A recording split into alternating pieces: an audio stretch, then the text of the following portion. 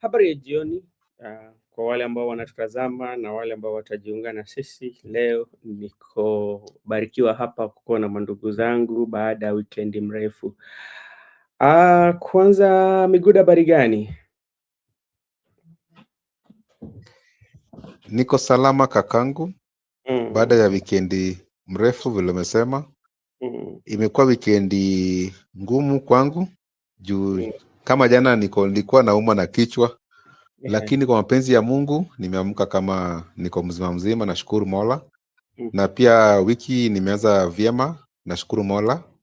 Na pia ninatumai ya kwamba tutaendelea vizuri mpaka tumalize hii wiki. Okay, asante sana kwa hiyo. Kama umepata afya yako, hiyo ni mzuri zaidi. Msimamo habari gani? Ndugu yangu salama kabisa. Mimi nimeshinda poa, nimeshinda vyema. Namshukuru Mungu. Sijui nyinyi hapo ndugu yangu hapo Miguda na wale ambao wanatufuatilia upande wa comment section, haswa ndugu yangu Gudia, nimpe shukrani zangu za dhati haswa kwa kile ambacho ameweza kufanya. Kwa kweli Mungu amjaze pakubwa zaidi. Umeshindaje? Nimeshinda. Ameongea na kwa kweli nimeshukuru pakubwa sana, kwa sababu hiyo safari ilikuwa inaniweka wasiwasi, kesho nitaweza kuitimiliza kwa mapenzi ya Mungu. Niaba ya sisi na tunamshukuru sana kuwezesha hayo mambo yatimike. Mimi pia namregeshea shukrani kubwa sana kwa sababu amekuwa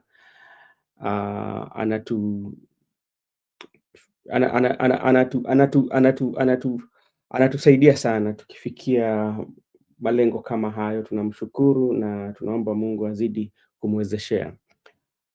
Labda habari kutoka kwako uliko, labda msemo kweli wa kweli. Usikorogeke hapa Benson, unajua msimamo, lakini je, msimamo wa nani? Kwa hiyo huu ni msimamo wa ukweli. Ni msimamo wa ukweli, wa ukweli. Kwa hiyo sasa nimetumia hilo la mzee wa ukweli ili kidogo Sasa ni kama unatuzimia data kwa sababu sasa tujui tukuite nani. Miguda, labda wacha nipatie Miguda pia nafasi. Miguda, wewe kwako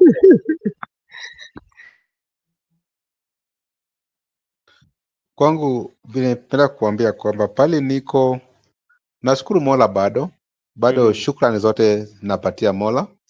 Mola amekuwa mwema kwangu, ingawa tuko na changamoto hapa na pale kuhusu hali ya anga, lakini ametuwezesha.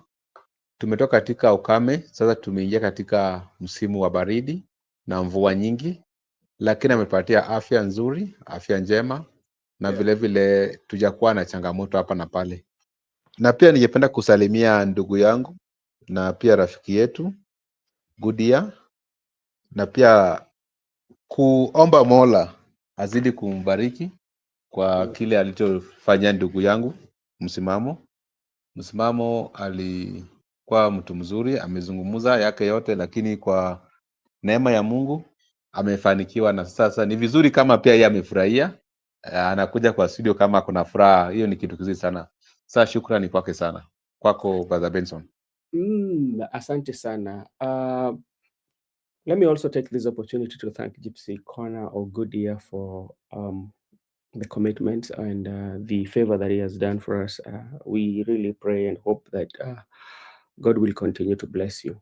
Secondly, it has been a very, very, very active, or would I say, weekend. We had so much going on. We had Rigathi Gachagua had his rally. We had ODM, Linda ground was in Mombasa, Tononoka grounds. We had Linda Mwananchi, that is also was headed by Edwin Sifuna. But the saddest part of it is that we've lost a 28-year-old that due to a stray bullet, because you remember yesterday there were tear gas canisters was thrown on the rally.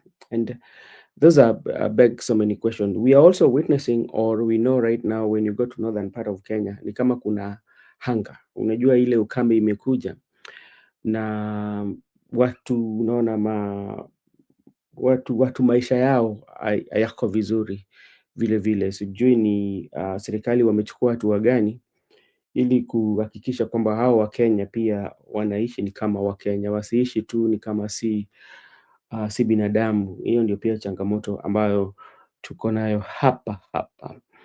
Na pia kuna changamoto ambayo labda pia Miguda, wewe unatoka Migori, kuna jambo ambalo lilitendeka Migori kati ya between member of parliament for Suna West, is it Honorable Masara and Ochila Yako, and what happened in the CBD of Migori. You know, violence usually does not have a place. I don't know why sometimes the leaders usually resort to violence. And that is even what we saw, especially in Kitengela. Why do you have to do that? Because the very moment, like when people are very peaceful and you throw tear gas canisters, it's no longer a rally. Because remember, if you look at Kitengela, look at the exits. How, because you throw people into chaos, that is something that we need to talk about and to call out the agencies that are given the mandate, especially to make sure that people should hold rallies, whether you like them or you don't like them, they should all, because this is now something we saw it with Rigathi Gachagua, now we are seeing it with Wakina Sifuna too. And you know, it's something that I don't know how it can be dealt with. All right. Thank you so much, everyone. Let me just go and quick review on the news that are making headlines in the Kenyan. Okay, this is Ruto sponsors Ruto sponsors Kenyan EPL fans trip to Old Trafford. Okay, Alai dismisses Sifuna Kitengela rally crowd citing, and you know, this is something that we need to talk about. Maybe we need to talk about, because Alai is a ODM member, and I think this is kind of like mocking Raila Amolo Odinga in his grave. This is what Alai said. I might be wrong, but you will correct me. Kileleshwa member of Kileleshwa MCA Robert Alai posted Monday critiquing crowds at Nairobi Senator Edwin Sifuna Linda Mwananchi rally in Kitengela the day before, noting that Raila Odinga drew bigger turnouts in 1997, 2007, 2013, 2017, and 20, yet never won. The event with Sifuna ODM Secretary alongside Babu Owino and James Orengo aimed at mobilize against President William Ruto, but ended in tear gas chaos from police. Supporters back Alai point on turnout not equaling to votes, which critics saw Sifuna's draw as a generational shift after Raila death in October 2025, signaling tensions ahead of 2027. Now, what do you think Alai means when he said that Raila did get so many crowds but did not win election? He never won, but he's a member of ODM, and the same ODM, they've always said that the victory of Raila Odinga was stolen.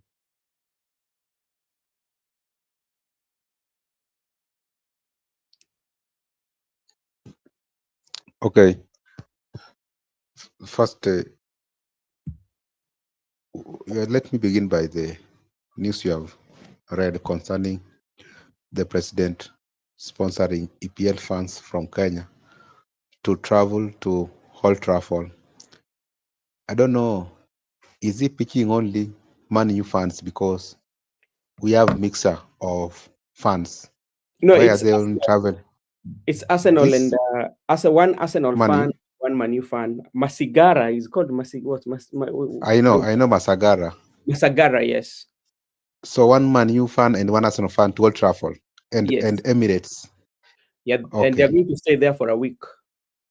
Oh, that is good. That's good. That's good for Yeah. those young people, because you understand they are content creators and they have been all over.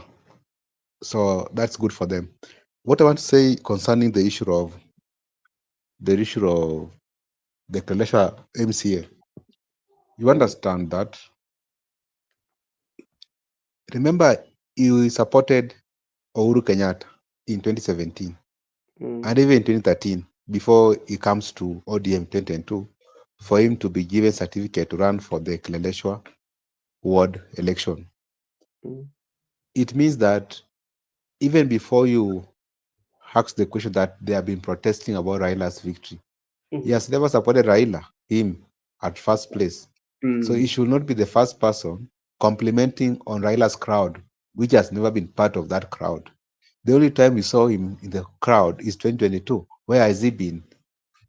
So all of a sudden, he cannot be clever that he can notice the difference between Raila's crowd and Sifuna's crowd.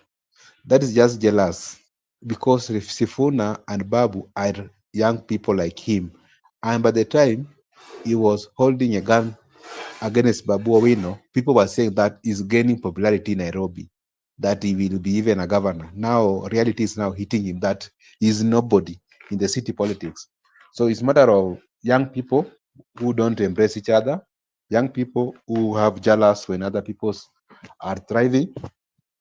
They should just accept that the crowd yesterday, even if it could be Raila's crowd, but the people who were present were Edwin Sifuna and Babu Owino. But dynamics might be different, because maybe the crowd for Babu and Sifuna might give them victory, unlike Raila. You never know that fortunes was not for Raila, but fortunes can be for these young people. So up to now, we cannot use history to actually outrule the present or outrule the future. It can be determined by the dynamics of the politics. Things have changed, and this is a new generation. These are new people. Therefore, no one should be loud that because Raila was not elected. But there are the same people who have saying that Raila's victory has been stolen. So how do you say that he was never elected? His victory has been stolen. You never supported him twice. You never supported him. So you are mixing up many things here. So that is someone who do not have a stand. Someone who is not he doesn't have facts. So it tweets without facts. So I think I just want to leave it at that point. All right, thank you so much, Mr. Miguda. Joseph, how are you doing? Okay, Joseph has dropped Miguda. All right, thank you so much. Maybe they will come and at least give their view. Miguda, let's go to the conversation of today. Yesterday, we had a rally in Kitengela. Until today, there are people who are still doubting that the rally, that all the photos that we are seeing from Kitengela, some of them are saying that it is AI. That is what some people are saying.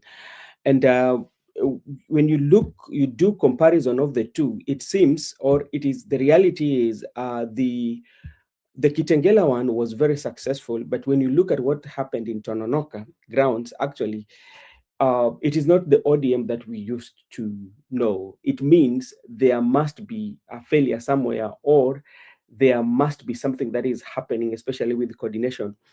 I never saw at any time during Raila time when Raila was bribing the crowds to go to the stadium. But yesterday, there was a video going around on the social media that the people from Mombasa were being given some money. I think you met those videos on the social media just to attend the rally of ODM, which was not the case ever since for the 20 years that we've known ODM. So that is something that, and when you look at the rally in Mombasa, before we come to Kitengela, it was a low key, I would say so. Remember Junet coming out and telling Okech Salano to print ODM t-shirt with the president on it. You know, it was not really organized. The way the party leader Oburu talked, it was not connecting to the crowd. At some point, Oburu was heckled by the young people who were who were attending the rally, especially. And even if you look at the organization of it all, was not as it's supposed to be. So we are going to weigh on that, then we will weigh down on Kitengela. Let me also take this opportunity. Joseph, can you say a word of hi as you give your view on what happened in Tononoka grounds? Hello, Brother Benson. I hope you can hear me. Yes. Hello, Miguda. I hope you can hear me too. Thank you for hosting us today, this evening. I've heard the questions and I've heard what you have been talking about. I sorry for I pressed somewhere and I got lost. So I think I came here and said that we are looking at the Kitengela rally, and I say that it will be a massive rally. Right now, there is RICO effect that has happened within that Kitengela rally that has even forced other things to come up, and people are trying to mitigate the fire. You know, the fire has already been ignited, so they are trying to use their fire extinguishers to extinguish that fire, but it is impossible because some of them, I saw even some of the likes of Akina Alai saying that Kitengela ukienda tu utapata watu, hata ukitaka tu kuwa na rally utapata tu watu tu huko wamekungojea ufanye rally. But now the problem is you can talk about Kitengela right now. Okay, talk whatever you want, but these guys are going to Bungoma, so we are waiting to see how Bungoma will be, because I think also Bungoma will be very big. I think they have had ripple effect that even today Ruto has just called Western leaders because of what seems like it is a it is a very big battle for him, and I think also he's going to try to tear gas people there. I've seen he's a man with no shame. He tear gas everything and everybody he wants. He has tear gas also people today in Nairobi. I don't know why he's tear gassing people even who are not even doing anything wrong. People are just come to talk to the people, and nobody has complained to them that they need to be open roads or what. But him himself with his little thinking thinks that he can be able to use tear gas and disperse people. Then he start telling us that he does not know how people are being tear gassed, and he does not know how people are being there is all this police brutality meted against the people. So for me, it is just that it is a very difficult time, and the government needs to know if they continue that, they are just making the people just angry and angry. So, Brother Benson, sorry, I need to take some call here, please. All right. Thank you so much, Mr. Joseph. I hope you will come back. Miguda, what is your take on the Tononoka grounds rally, especially when you look at the faction of Oburu? Is there something that is missing in them that they need to correct so that they can have that connectivity, like how they can connect with the grounds? Because even like the way Oburu was giving that speech, you know, it was very weak speech anyway, to be sincere. Okay, what actually happened at Tononoka ground? Yeah. Personally, I believe that we had only one Raila Odinga, and he was the only man of the show. So when he died, he went with his show. So there's no show, there's no more show in ODM. The owner of the show went with his show on the grave. That's why when you saw yesterday's meeting, it was not ODM. The people are bribed, and the people are not even full to the brim. But in Kitengela, people came out organically. Raila's rally used to be organic. People used to come by themselves. That Raila Odinga was going to a certain area. People just mobilize themselves and come out. But yesterday we saw the Oburu wing are bribing people to attend the rally. Then there were not large number, and it was not energetic. It was not, even if you look at the viewers, there were less viewers compared to Kitengela, because at 850 were watching, but in Kitengela 7.1K were watching. You understand? So I think there's a big difference, and it's high time they realize that people have what we call self-determination, that they can think by themselves. You don't need to do things for people, then you come and inform them of what we are already discussed. So I think, in my perspective, the youths are good to go, and I don't want to cry too loud concerning tear gas, because Joseph is talking about tear gas. To me, that is what Raila taught us, that hiyo ni mchuzi ya siasa. That's what makes politics to be sweet and opposition. ODM without tear gas is not ODM. So the one you saw at Kitengela is not ODM because there was no tear gas. All right. Okay, thank you so much. And let me take this opportunity to say hi to Paul. Paul, how are you doing? Paul is saying, Ayala is working for state. All right, thank you so much.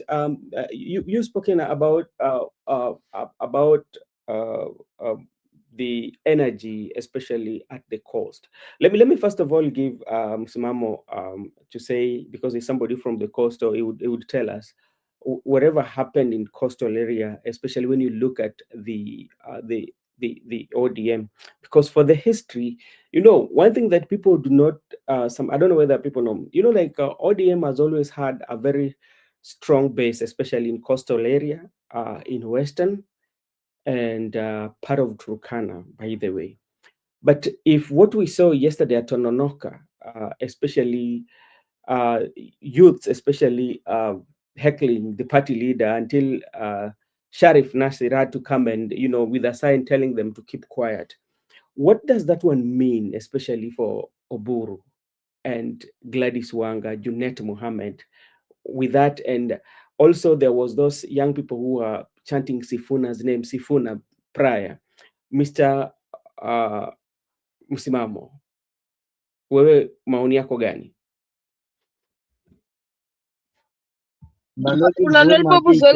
Kiasi tu ninanunua kitu hapa dukani kama, lakini naweza pia nikaendelea.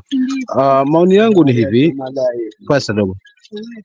Maoni yangu ni hivi, ni kwamba nafikiri tulizungumzia kwa kina zaidi ni jambo right, kwamba kuna utofauti mkubwa. Tononoka ukikombana na Kitengela ni vitu viwili tofauti zaidi. Umeelewa? So hii ilikuwa na full support about from party leaders, party hao wote ambao wanahusika na, lakini haijakuwa na mashiko na mhemko. Yana tujaona haswa lile tamanio na uchu wa mwananchi mahali upo.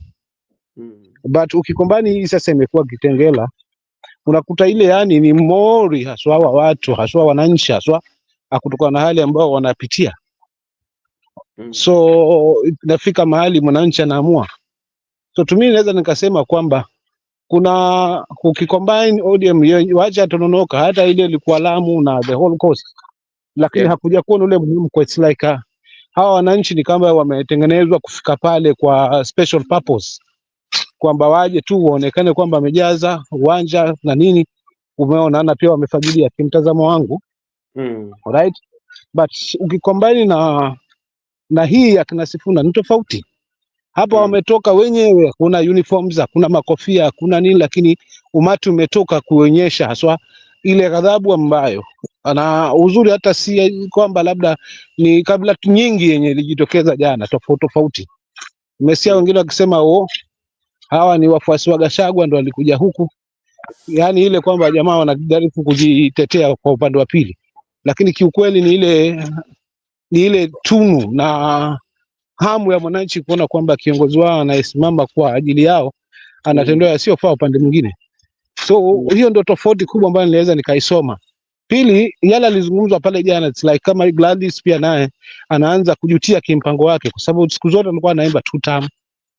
Sisi hatutoki hapo. But jana kwa kauli yake mwenyewe alizungumza kwamba kama chama hatukuwa tumeamua whether tuko 2 term ama tuko 1 term. Tuliwa katikati pale. Kitu tulikuwa tunapush ni kwa hii report iweze kufanya nini, kutimilika. Na ngawaje baba alituacha hapo kwa broad based government. Kwa hivyo tulikuwa tuona pendekezo kwamba tutazungumza na like minded parties tuweze kujumuika nazo, tukianza na UDA. Lakini sasa ukiangalia katika hayo mazungumzo na pia katika masuala mazima na NADEC report na ile report ambayo walikuwa wanaizungumzia, ukiangalia siku zimebaki ni kidogo mno. Kiasi kwamba I don't believe as to whether wataweza kufulfill, kwa sababu now it's less than 20 days. Mkataba ambao waliweza kuwekeana so baina ya mwenda zake na rais na kiongozi wa nchi. So kwa kweli hapo unakuta kuna unafiki ambao upo, ni kujaribu kuuza rangi na kuuza kuona chama wako nayo, lakini kweli wako na chama lakini hawana watu. Hiyo tu ndio nitakamaliza kwamba wako na chama fine, but hawana watu. Mwisho kabisa kuna hii kwamba tumezungumzia hapa kwamba baba alifanya hii mambo sana tu akawa na watu lakini hajaweza kushinda. Kwa hiyo hili haliwashtushi. Ukiyoyote unamsikia anazungumza hili, anajua fika, apart from kwamba mwananchi atatoka saa 11 saa 10 usiku kwenda kupanga laini afanye haki yake ya demokrasia kumchagua anayemtaka, basi kuna wengine ambao already washaka kwa meza, wamejua ni nini ambacho ni matokeo ambayo yatakuwepo. Kwa hiyo it's like a norm. Kwa hivyo ukitaka kufaulu, leave alone about the crowd, enda kwa wale ambao wanapanga, ndivyo utapata nafasi ya kwenye uongozi. Nadhani hawa ambao wanaona tutakuwa kwa serikali, tumechoka opposition na nini na hatujazaliwa kwa opposition, na this is the opportunity wenye wanaona kwamba kwa kusukuma na mkono pia watakuwa wako ndani, so watahesabika, wataweza kupata power, of which it's a lie. Katiba lazima ifuate kikamilifu na haki ya mpiga kura iheshimike pale debeni. So wangekuwa wa kwanza mstari wa mbele kuhakikisha kwamba this time around, kama baba alikuwa na ile imani kwamba anajaribu kupoza nchi, yani kurudi haswa kuungana na huyu kwa sababu ya kuweza kuleta uwiano na pia kutojionyesha iko na uchu wa madaraka. So jambo lile si kwamba ulikuwa ni mapungufu yake kwamba haezi demand kile ambacho kilikuwa cha kwake, but sometimes anatuana na maamuzi magumu kutokana na wafuasi wake ndio wanaisha. For instance, tumeshuhudia haswa haya ambayo yametokea jana Kitengela. With no reason, people are doing their own democratic right, lakini bado still tiaga zilikuwa pale, watu wameumia vya kutosha. So hali kama ile baba alikuwa akiona pengine ndio imechemka zaidi, watu wafuasi wake ndio wanaumia, hana budi la kusaliti amri, na ukisaliti amri, kumbuka wewe ndio mshindwa. So tubidi ukubali sasa kuungana na huyu, kwa sababu si ya madaraka, bali kwa wale wengi ambao watapoteza maisha with no reason. Unaona? So this time around wasifikia wananchi sasa wako pale tena, kwa sababu kama hii michezo imefanyika wakati huo, I don't know whether kwamba wananchi sasa watavumilia kwamba vitimbi vifanywe na wapewe wasio ambaye hawajamchagua, alafu watu wategemee kwamba itakuwa norm. I don't know, haitakuwa norm, kwa sababu jazba na mwananchi jinsi na hasira mwananchi aliyokuwa nayo 2022 na sasa hivi 2026 ni tofauti, kutokana haswa na uongozi na desturi na tabia za kiongozi na ama uongozi uliopo. Mwananchi hajawahi kufinyiliwa kiasi hiki, hajawahi kushuhudia haswa haya yasiyofaa, yani usalama na polisi kutumika visivyo, kwa sababu it's like tunaregeshwa back to pale kwa Moi era, wakati polisi walikuwa wamepewa order haswa from the above, na tumeletwa pale pale. So to me naweza nikasema katiba imepewa mgongo, kwa sababu haikuungwa mkono tangu hapo awali, na watu sasa wanatumia katiba yao, wala wanaona kwamba itaweza kuwa favor, kuongeza time limit na kadhalika. Kwa hivyo huu mchemko wa safari hii tusiubezi tu kwamba mwananchi amechemka padogo. Sasa hivi amechemka haswa, na tutashuhudia kivumbi zaidi. Asante. Okay, asante sana kwa maoni yako, msimamo. Wacha nichukue nafasi hii kusalimia ndugu yetu Gitonga. Gitonga, amepotea siku mingi. Gitonga, umekwepo wapi? Hebu tuambie, maisha iko vipi? Sijakuona kwa muda mrefu, natumai kwamba uko vizuri. Vile vile naona Brenda Obedi pia ako na sisi hapa. Kwa kweli kuna vitu vingi ambapo tukitaka kuangalia kilitokea sana sana, tukiangalia Mombasa, na tuangalie pia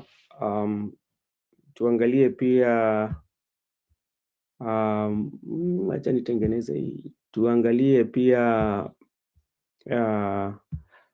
Kitengela. Kuna vitu vingi ambazo tunapata kisiasa. Miguda, wacha nikuulize hapa swali la kisheria. Kwa kweli tunajua kwamba tunajua kwamba Sifuna alienda kotini, ambapo kotini kwa sasa baada yeye ni katibu mkuu wa chama cha ODM. Na jana ukisikia hata Oburu mwenyewe na hata wa ODM wanaongea, wanasema kwamba yeye si katibu mkuu wa ODM, yeye ni katibu mkuu wa koti. Na hawa ndio watu ambao walikuwa wanaongea, ni watu ambao ni walinda sheria ama watu ambao wanatunga sheria. Kama hao ndio wanaweza sema hivyo, ambao hawaheshimu sheria ambayo labda imetolewa na koti, kwa sababu hiyo ni amri imetolewa na koti na ni sheria ambayo inafaa iheshimike, na bado wanaenda kinyume na hiyo, inakwambiaje kuhusu viongozi wetu kwamba tunaweza heshimu sheria ama sheria ipo tu, ni kitu ambacho hatufuati sana?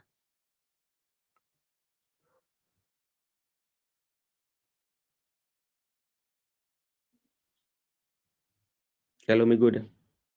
Okay, sawa. Okay, asante sana. Kinakaa Miguda ako na shida kidogo. Kwa sababu unapata kwamba ikifika mahali ya kuheshimu sheria, koti walitoa amri kwamba Sifuna alikuwa ametolewa kinyume na sheria na koti kamrejesha kuwa katibu mkuu wa chama, lakini pale ukienda katika mkutano wa ODM pale Tononoka, ile ingine walikuwa wanasema kwamba Amanyo still the Secretary General.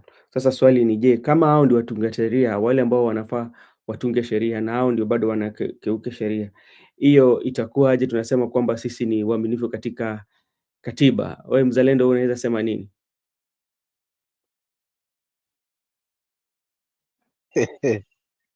Jamangu, nitangulia kuzungumza kwamba hii katiba ilipewa mgongo muda mrefu, imejaribiwa kwa vitu vingi ambavyo kimtazamo wangu vinanipa mashaka kwamba vile hapo hawa viongozi wanaapa navyo kwamba watailinda na kuitunza katiba na kuiheshimu katiba. Huwa ni viapo tu ili kuweza kuingia katika uongozi, kisha viapo vile vinakuwa havina tija kwao. Ni baadhi ya maswali wanajiuliza mimi, kwa sababu it's like sasa hivi mahakama si lolote. Kuna mwenye ambaye anaweza kuamua dhidi ya hiyo mahakama, ambayo ninavyoamini mimi haswa kama msimamo ni kwamba hakuna mtu ambaye yuko juu ya sheria. Hakuna. So it's like kama mahakama imeamua, na si mara ya kwanza kesi hizi za mahakama imeamua hivi, then wengine wanaamua hivi, au kama watakubaliana hayo maamuzi lakini shingo upande. Kwa hivyo ikiwa taifa litakuwa haliheshimu mipaka yake, kuna wa viongozi hawaheshimu mipaka haswa ya sheria iliyopo na katiba iliyopo, kwa kweli hili ni jambo la impeachment kimtazamo wangu, kwa sababu hatutaongozwa na kitu ambacho hakipo kikatiba. Ni sharti ya kila kiongozi na mwananchi kuweza kuiheshimu katiba hilo, kwa sababu wenyewe kwanza ni mpya, iko na miaka 16 tu, na mengi ambayo yako pale hajatimizwa. Yale ambayo ni ya mlengo wa kumpa mwananchi sasa mbavu na kumwezesha na kuenjoy kujiona yuko kwa taifa lake hayapo. Umeshinda hiyo mara hayapo. So mahakama imesema vile, lakini sasa kuna yule ambaye anaelewa, anajihisi kwamba yeye ndio mahakama, yeye ndio parliament, yeye ndio kila, na haya mambo alianza at early stage. Very early stage alipoingia tu alicapture hizo vitu, alicapture parliament, akacapture judiciary, akacapture akacapture mambo na polisi. Tuliona mikutano ile ya chiefs, commissioner ikifanywa mfululizo haswa state house. So tunaelewa fika kwamba bwana ana mtazamo wake, na kwa sababu siwezi mlaumu kutokana ni mwanafunzi wa Moi. Wewe mpingine the way Moi alikuwa ana lead, anataka tupeleke pale, labda kwake ndio sahihi zaidi kwamba anaweza rule wakati wote, kwa sababu juzi tulimsikia anasema miaka 15 at least ndio aweze kukamilisha hiyo. Sasa kama ni miaka 15 na umebakisha kipindi kimoja ambacho unabembeleza wa Kenya waone ile kazi yako yenye wafanya aidha wakuregesha tena, wewe leo unawaambia una miaka 15 utimize. How sure are you kwamba katika miaka 15 utakuwepo kama hakuna njia zingine ambazo sizo? Kwa hivyo hapa sheria na katiba imepewa kisogo. Kwa lazima tuzungumze kweli, kakaangu Benson, ni mtazamo wangu. Okay, asante sana. Tuna kiongozi ambaye hatii haswa wala haijali hiyo katiba yenu, ni yenu nyinyi haswa muhifadhi, lakini yeye ana katiba yake, anaweza amua chochote kwa sababu he is the king, he is the power, he has everything. Kwa hivyo anaweza fanya chochote kitu, na sidhani kama tutakwenda hiyo route. Asante. Okay, asante sana. Migudu, umerudi? Nimerudi. Okay, asante sana. Mi nadhani ulikuwa umefuatilia sana mkutano wa Oburu Odinga na kule Tononoka. Mi nataka kukuuliza vijana ambao waliletwa. Hamjambo. Okay, kama vijana ambao waliletwa ili wakuje washerekee ili wakuje wapatiwe ujumbe ya ODM kutokea hapa, hizi ndio ujumbe ambao sisi tuko nayo.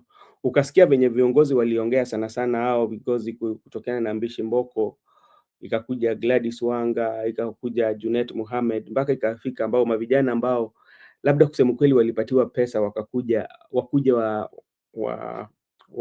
wakuwe katika mkutano, wakaanza kumpigia Oburu kelele. Hii inakwambia nini sana sana kisiasa? Kisiasa hiyo ni ishara ya kwamba ODM ile ya Oburu imeisha, na Oburu si kiongozi halali. Ana zile sifa za uongozi.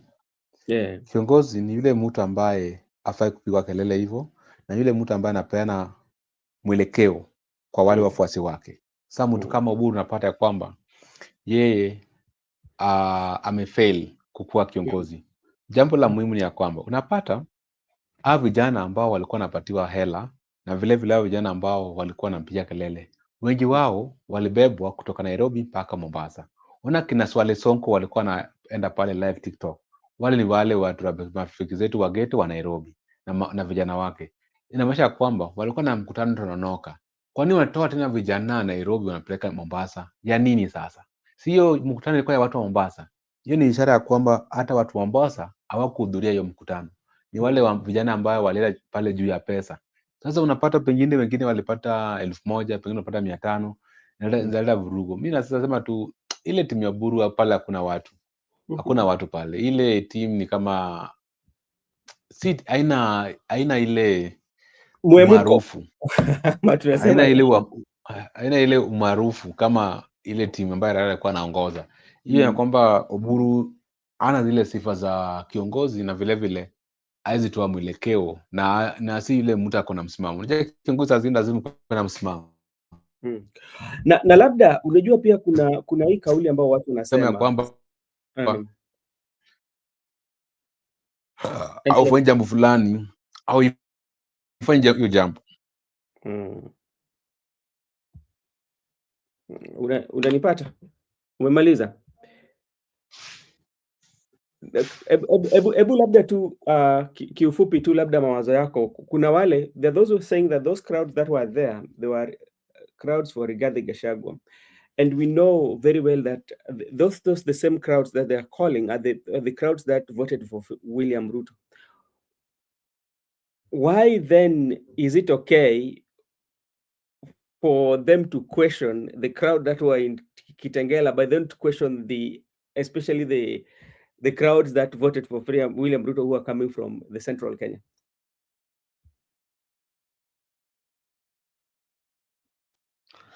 So whenever we gather, all of the people gather, they are for Gachagua.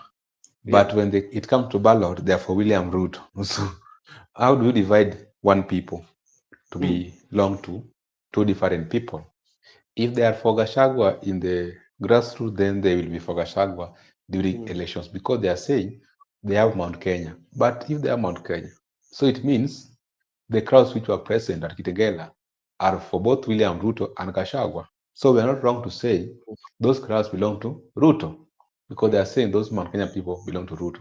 So it's only convenient for Ruto to have them when it favors Ruto. But when it favors other person, they are not for Gachagua. It's just being used for political purposes. I think that's not policy. See our politics, the way we are seeing too low in our politics. Yeah, this is what Gaiku MOU says, that I'm a bit concerned with at Oburu's health. He looks feeble, sickly in public, if not extremely weak. What is going on? It's too stressful, because remember, campaigns requires energy, but for a fact we know that Oburu, I don't think, have that energy to do, let's say, like even do 10 rallies or maybe 2 rallies in a day. He doesn't. Then another thing also that happens is that I think there is no proper organization in Oburu's camp, and this one we saw it on how they've been doing their events, especially from the time they went and all the party meetings that they've had. Remember when even they were reading resolution of the NEC, the print that was supposed to be read all the pressure that was supposed to be given to the public was left behind, and they had to wait for a few minutes. It's just that that is a lack of preparation. And another thing is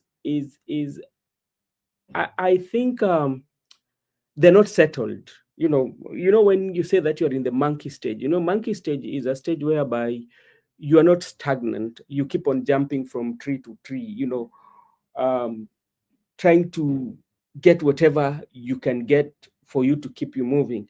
I think the best thing that they can do is just sit down, organize themselves, re-energize themselves, find people who are firebrand, especially if somebody like Ladamo Lekina is still with him, then bring Ladamo Lekina on the trail. They get firebrand, the people who can fire and have energy that can connect with the crowd. Because like from the look of things, they're not connecting with the crowd. Even the way Oburu was speaking, it tells you there was disconnect between him and the crowd. Even how Junet, Mohammed, Omondi, almost 1 hour, instead of almost 1 hour addressing the crowd, he was addressing Oburu, telling this is what you should call order, But how do you going to address the crowd? So there's something that is missing in Oburu's camp. Now, let's come to Kitengela. And one of the things that stood out in Kitengela, the crowd and the reception of Edwin Sifuna was as its best. And the majority of people who came are the young people. Yeah, that's the majority of people who came to Kitengela are very young people. If you look at their ages, they're the same people who went on the streets, majority of them. And I saw some of the TikTok influencers, majority of them were there. I saw some of them, and they were the young people. So my question to you, maybe to start with you, Miguda, because you're there. Do you think the presence of Sifuna is awakening this voting bloc giant of Gen Z and is going with it?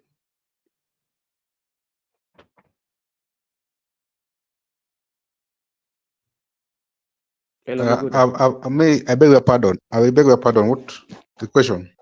When you saw the people who really attended the Sifuna rally, they were young people, especially the Gen Z. Do you think Sifuna is coming to re-energize this voting bloc of Gen Z or this population? And for how long is he going to sustain that? I think that Sifuna actually is part of the movement which Gen Z initiated 2024.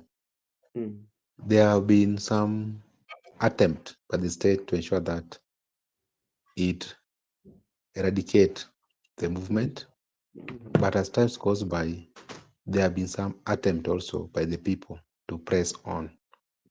And when you found new synergy in the team as we progress, it makes it more energetic to make it move. Remember, we came from far. People, there are times whereby sometimes it stops for a year, then it comes back. So like last year on June, it was a bit massive. Then towards December, people said, okay, now William Ruto has now gained ground. But all of a sudden, yesterday, people say, okay, now it's like the ground is moving against him.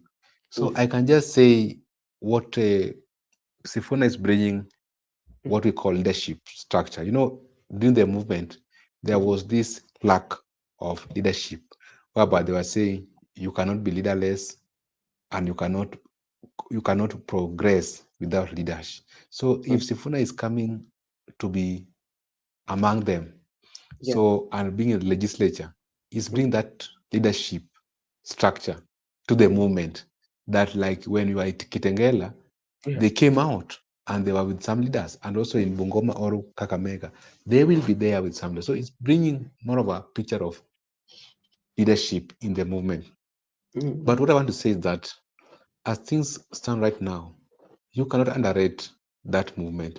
Like we have said, a certain uncle of mine called me yesterday night and he asked me, is it an AI generated clip or it is true. I respond to him that me, I followed it live because KTN was actually broadcasting live.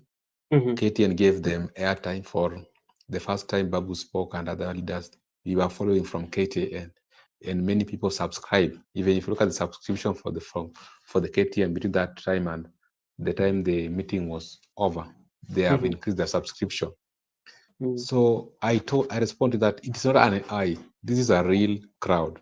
So it's disturbing people that could it be that now the young people are revolting again, and we knew that they have been silenced by Nyota Fund, they have been silenced by economic development, they have been silenced by silly appointments. I think it's now coming clear that people are just quiet for the sake of peaceful country, but in the real sense, people are sick and tired of the regime. I believe that as a Kenyan people, going forward, people should just ensure that the reason why I'm saying so is because even you saw what happened. You know, if you are a weakling, no one can tear gas you. The only tear gas are stronger people because we're a threat to the status quo. Even today, you saw what happened to the Rigathi Gachagua and Kalonzo at the CBD. They tear gas them, and when they went to Vigilante House, they found IG Kanja fled away from the Vigilante House, and they found only the spokesperson. So it's very clear that they have gone back to the drawing board.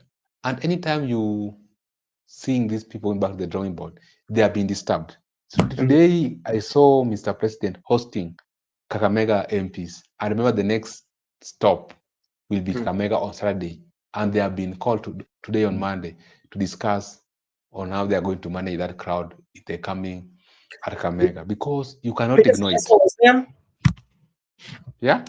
Was Peter Salasya there? Because he's one person who has been criticizing the Sifuna of lately. No, it wasn't there. It wasn't there. But what I want to say is that they're looking on how they can dilute the narrative that was Nairobi. At rural, people don't follow them. And I think it's going to be very tough because they have been given instructions from the State House. If you can see them being assembled at State House, that alone is an indication that they are panic, and it's not something that you can, in the National Security Council, you cannot ignore such meetings. At the NIS, you cannot ignore such meetings because they can lead to revolutions. That's why they have to be controlled and maintained at some point. Okay, and talking about Kakamega, we know that there are quite a number of legislators, around 15 of them, if I'm not wrong, who are backing Sifuna. I don't know whether they were also in the State House. We have the wing of Tindi Mwale.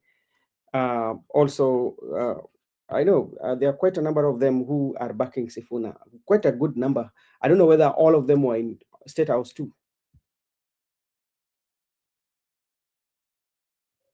Hello, Miguda. Okay, the people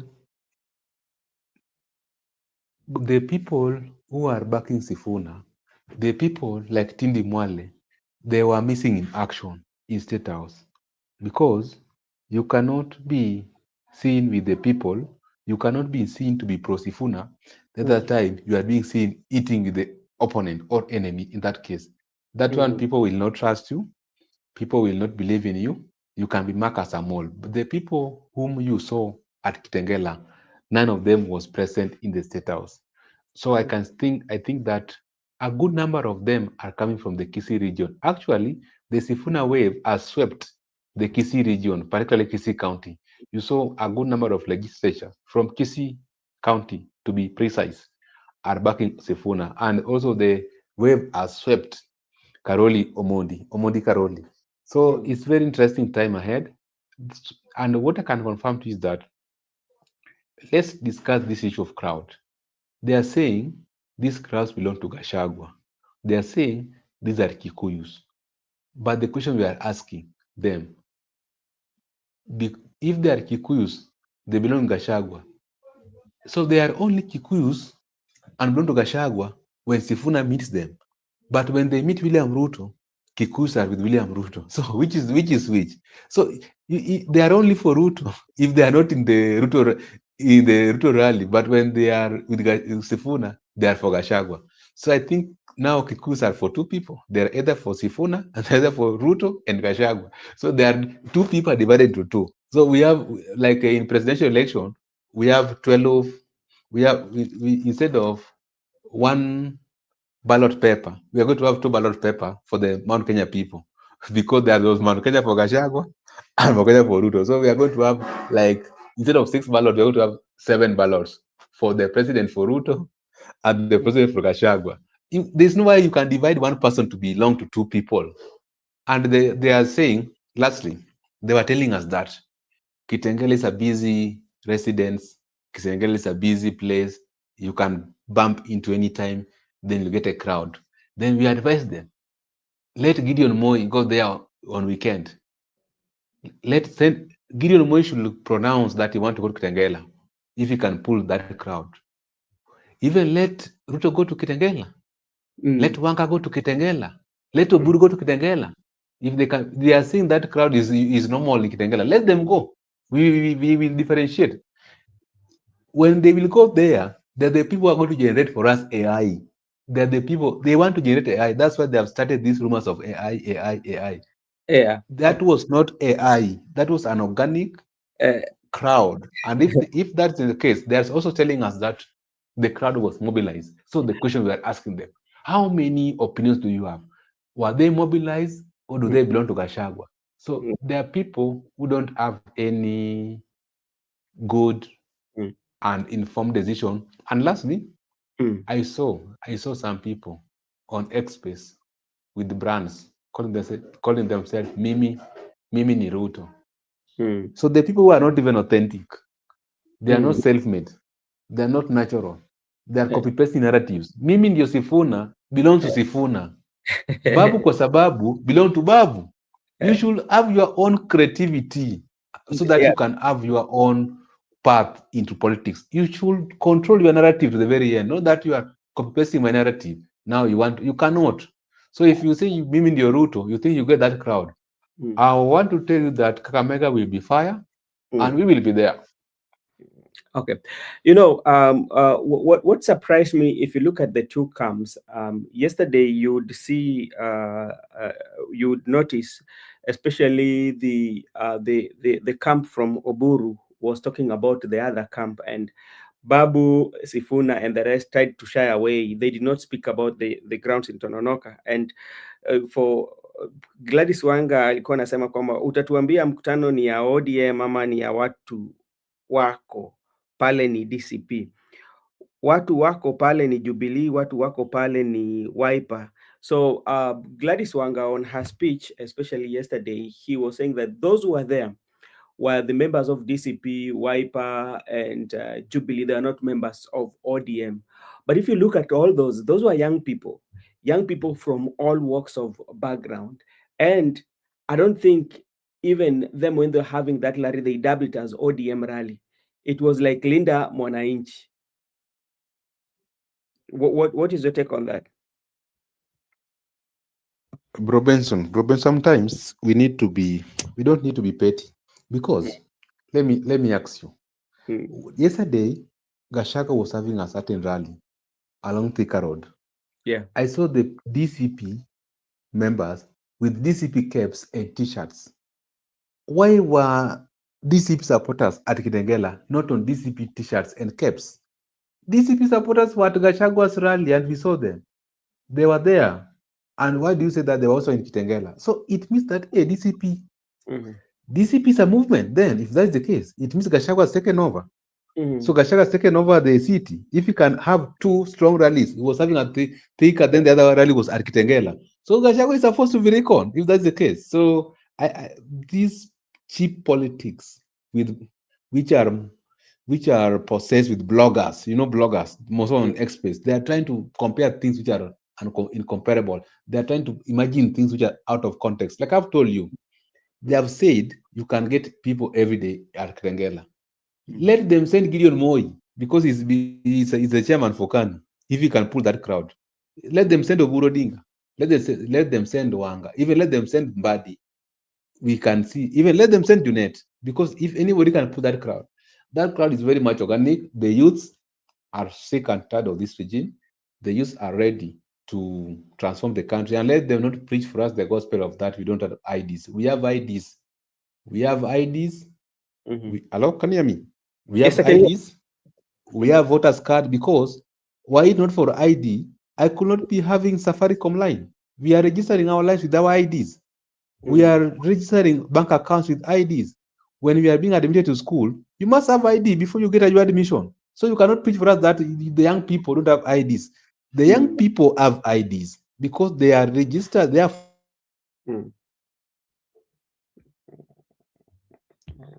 Okay, I've lost you.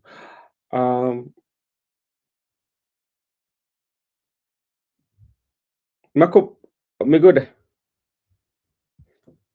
Did I lose Miguda?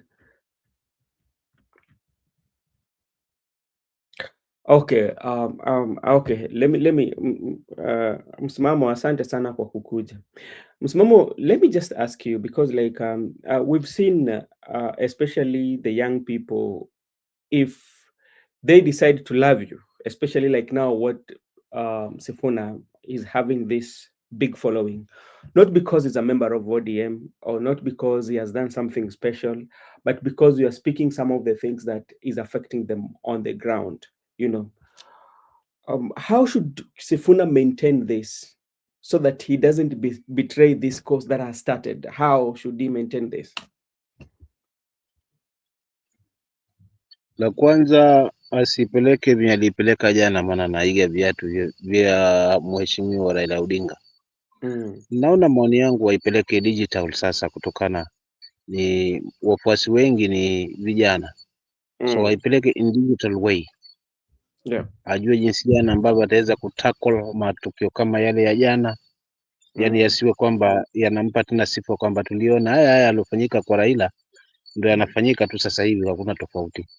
Uwe na mfumo tofauti, hasa uonyeshe kwamba hii nguvu inayokuja sasa ni over ile ya Raila, ni kasi kubwa, ni nguvu kubwa yenye ipo. Kwa hivyo si kitu cha kubezi, kwamba waelewe kufika wakiwa katika maeneo yale wamejipanga, vijana wamejipanga katika hali ambayo kwamba wataweza kukabiliana sometime na vitu kama vile. Mimi sikufichi, wakijipanga vizuri na wakipeleka in digital way, basi yake itakuwa moto atakulikoni ya baba, kwa sababu wengi ni vijana na vijana wanaosema wao hapa. Watu wengi huja na argument kwamba wao vijana hawana kura kwa maraba. Unaona, kuna wale kwamba vijana hawapigi kura. Hili swala linazungumza sana kwamba vijana hawana vitambulisho, achukui vitambulisho nini na kura. Vijana wametalamika, wanaelewa kuchagua magugu na mbegu, na itakuwa haina maana mfano wajitose kwenda kwa kura wakati wanajua fika kura sio itakaoamua matokeo. Hili jambo lilizungumza mbele, kulikuwa kuna turnout ya vijana haikuwa imeonekana pale.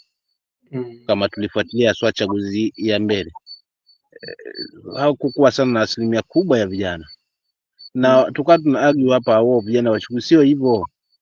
Sasa hivi wanajua kwamba haina haja niende mahali ambapo nitakwenda nitapoteza muda wangu na tayari matokeo yanajulikana. But tukiwa na mechanism nzuri kwamba kutakuwa na fair game, ubana abanwe kila kona, kwa sababu nimesikia kuna tetesi, kuna bwana mmoja jana alifundia mahali siri kwamba mbele wale voters walikuwa wanapigwa 15,000, jana anapigwa 15, akitoka anapigwa 5, alafu anapiga picha na posti hiyo. So tukijaribu na tukawa tunafikiria kwamba tukawa tuna argument, tunasema labda hila lilifanyika mbele tu sehemu ndogo, haiwezi fanyika hivi. But wataalamu wangu wakapiga mpaka na hesabu kwamba ni jambo linawezekana. Hiyo gharama ni 45 billion, na hiyo 45 billion kwake si tatizo hilo. Kwa hivyo anaweza fanya hivyo na akawanunua hata wapiga kura. So wewe una watu na wamenunuliwa kutokana hii hali ya njaa ambayo ipo, alafu niambie wewe umeenda kwa chaguzi umetoka pale na 15,000. Si mtu anaingia wazimu anaweza badilika hapo hapo. So alikuwa mfuasi wako, lakini kutokana na hili tonge la mkononi, mwisho wa siku kapata huyu jamaa ameingia. Ndio plan ndio ipo ya kuweza kumalizana na wapiga kura pale debeni, haswa mnapopategemea kwamba kura zitakuwa mwisho ni polling station. Basi hapo polling station ndio kutakuwa hiyo sumu. So for instance, kwa masuala kama hayo kwamba vijana wanaelewa fika, hakuna fair game. Sasa turnout ya vijana itabidi iwe ndogo, kwa sababu wanaelewa tayari wanapoteza muda wao, na sasa hivi hauwezi waficha kitu, kwa sababu huu mtandawazi uliwafunua mambo mengi. Lakini cha hivyo pia si karne ya juzi, enzi za kina mzee wetu Kenyatta, mwanzilishi wa taifa, ama enzi za kina hayati mzee Moi, mzee Nyayo ule, unaona, si wakati huo, kwa sababu sasa hivi vijana wengi wamesoma. Huwezi mwambia kitu, ni kwamba kazi hakuna, lakini kama ni masuala na kusoma, vijana wengi wamesoma, mashallah. So huwezi wadanganya tu hivyo wakati unaambia twende kwa fair game na hakuna fair game. So nafikiri hiyo ndio kitu ambacho kinachangia zaidi, lakini kama kutakuwa kuna fair game, kuna mechanism imewekwa vizuri kwamba kutakuwa kuna fair game, election itafanyika fair, na kusikufichi, utashangaa this time around. Lingine ambalo pia litaacha this time around pia vijana watoke sana ni kubanwa mbavu mno, nadhani, na pia kutaka kulipiza kisasi cha yale ambayo yaliweza kufanyika katika maandamano yao ya kama tunakumbuka yale ya kupingana swada ule uliokuwa na utata haswa. So nadhani pia watajitokeza kutaka kulipiza sasa makali yao. Kwa hivyo hapo pananipa matumaini kwamba this time around vijana watajitokeza, na tukiangalia kweli jana wale waliojitokeza pale wengi ni vijana, kumaanisha kwamba this time around hakutaweza kuachwa mtu nyuma. Watu watajitokeza kuanza kupangwana na hili. Kwa hivyo ni kujipanga tu, wao wenye sauti moja ambao wanasema wananchi warudi pamoja, wajipange, alafu then watoke haswa, then sisi wananchi tutajua ni nani ambaye atatufaa. Tukisema ni Matiang'i, wao waweze kumsupport, then tutamshangaza bwana haswa pale debeni.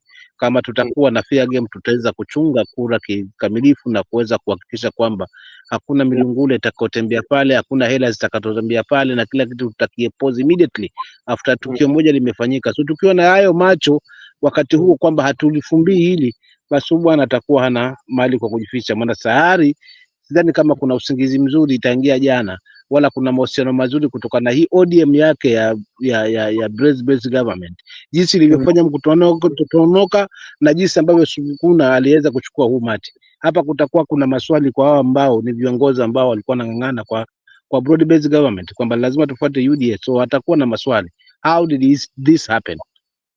Hiyo ndio itakuwa swali, how did this happen, wakizingatia wao walichukua hata vijana kutoka Nairobi kujaza umati. Pili, pia katika mvutano ambao sasa hivi unaingia wa pili sasa, huu wa ODM sasa, ambayo iko kwa broad based government, wakingangania position ya vice president, yani deputy president. Tulisikia hasa viongozi wa pwani wakisema sisi lazima tupewe Joho, kwa sababu ndio ulikuwa mpango ambao baba ametuacha hapo kwamba Joho lazima awekwe mtu. Kwa hiyo lazima tupewe hiyo nafasi. Hapa kina Wanga wanaemezea mati nao, na wale ambao wanaona kwamba wao ndio wenye ODM, hawaongeni, lazima wafuate hao. So mwisho wa siku katika mvutano huu utampa mbavu huu bwana ambaye ameweza kuyasababisha haya, ili kuweza kufanya mambo yake na kujiimarisha zaidi, kwa sababu lengo lake ni kuimarisha chama chake, kahakikisha kwamba kimezagaa kila mahali, kimefanya kila lilivyo, lakini kimeweza kuchukua viti vingi zaidi haswa ifikapo 2027. Kwa hivyo hilo ni lazima kama United Opposition wajipange nalo, wahakikishe kwamba wao ndio watachukua viti vingi hata kuliko UDA. But walikilifumbia macho haya tumeyazungumzia kidogo kidogo haya ya hela haya, basi tutaweza kushangaa kwamba viti vingi vimechukuliwa ni hivyo, alafu pia yeye mwenyewe pia ameregeshwa kikamilifu hapo katika uchaguzi, na mwisho wa siku tuache na watu wetu kama baba alivyokuwa tunaachwa na watu wetu. Tunapendwa kweli, lakini tutabaki na watu wetu kwa sababu mamlaka yashachukuliwa. Maana mamlaka wanaamini si watu, ni meza ama ni kupanga. Asante. Okay, asante sana Miguda, nadhani uko vizuri sasa. Labda tu swali tu ya mwisho tu ndio tufunge. Makubura, bahati nzuri ndio Makubura amekuja, amefanya vizuri sana. Miguda, labda tu nikuulize, kwa sababu safari ya koti sana sana pale Sifuna ameelekea ni safari ndefu sana sana. Unapata kwamba uamuzi zingine huwa zinachukua muda na ni safari ndefu, na kwa saizi unapata kwamba Sifuna ni mtu ambaye sasa vijana ambao wanamwemuko na yeye wamempenda. Unadhani ni vyema aendelee kupigania kwa koti, na hata kupigania kwa koti mtu ambaye anapigana naye kwa saizi, kwa sababu saizi unajua kwamba anapigana na Rais William Ruto, kwa sababu kulingana na Ososi alisema kwamba wakina Oburu saa zingine wanaenda huko kwa Mheshimiwa William Ruto, na William Ruto ako na pesa na kila kitu. Unaona, unadhani ni vyema aendelee kupigana kwa koti ama awachane na hiyo mambo, akuwe na watu hapa wakuwe na watu ku continue to inject? Wewe unasemaje?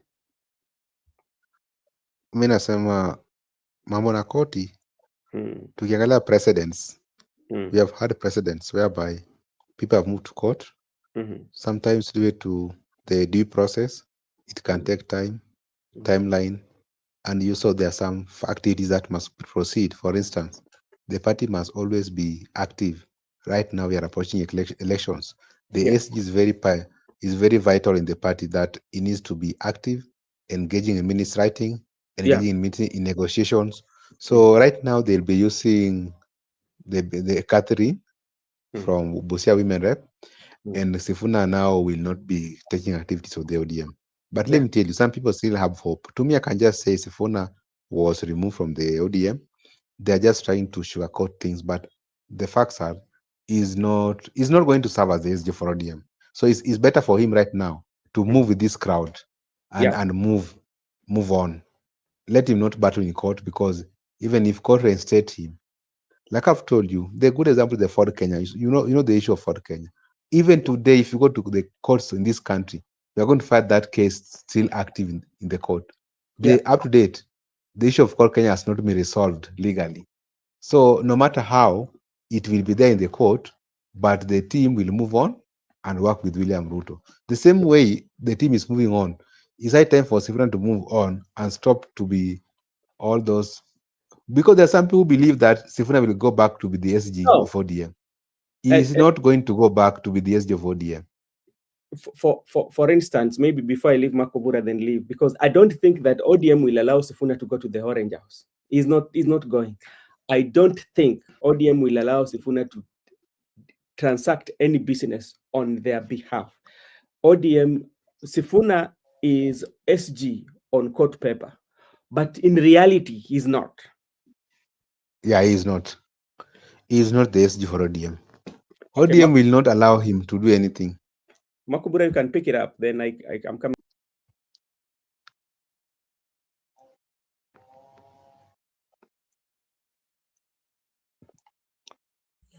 Okay. Okay. Thank you. And maybe before I pick up, Migud, I've just joined. I don't know what exactly you've talked about. Maybe you can just brief me and give me the questions. I give my views before I prepare with other questions.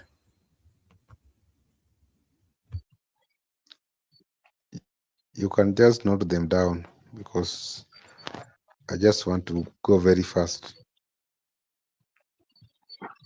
We have discussed the issue of Sifuna and the Kitengela crowd. Some people are purporting that crowd was an AI generated, that crowd was for Gashagwa, and so on and so forth. The Tononoka crowd, whereby the people were bribed, people were heckling at the party leader. Those are two concerns. The third one, the party leader of the ODM, they were concerning about the Kitengela rally, talking about Sifuna and the team, whereas the Sifuna and Babu ignored them and focused on their agenda. Is it that it is a wave to them? Then lastly, we have discussed the issue of West Kakamega, next Saturday Kakamega, how it's going to be, and the issue of SG, Sifuna being SG on court, how is he going to transact? Should he proceed with the crowd and form his political party, or should he just try to dilly in ODM? So you can proceed from there. Okay. Thank you. Thank you so much for the opportunity and also clarifying. Before I get into giving my views, allow me to just acknowledge the presence of, your presence, Simamo's presence, and Ben's presence at the at the studio, and also at the comment section. I can see like, thank you so much, like, good year, thank you so much. I can also see Brenda, Gitonga, Paul, and everyone who joined us today. Thank you so much for finding time to be with us this evening. If I start with my view or my comments specifically on what happened in Mombasa or the heckling, I think all those are confirmation that the people who are the majority, the people who are the supporters, the people who have, just like I did mention yesterday, the people who went for the streets fighting for ODM, fighting for the leaders of ODM, the people who have always stood by the democracy that has been preached by ODM, the people who have worked with Raila Amolo Odinga, the people who would come out when Raila would call them out, are not happy by the fact that Dr. Oburu and his team are getting into a government without having solved the many problems that the party has always carried forth, the many problems that the party has always preached or reminded the government to work or to act on. That is why you're still seeing an environment full of, a lot of people are feeling that the move by ODM is not right. It is not right because there are quite a lot. Look at the 10 agenda point. Look at the Gen Z's issues. Look at, the many questions or the many problems that have always been raised by the people of Kenya. All these problems have not been solved by the government. And so part of those who fought or brought forth these particular cries were the supporters of ODM.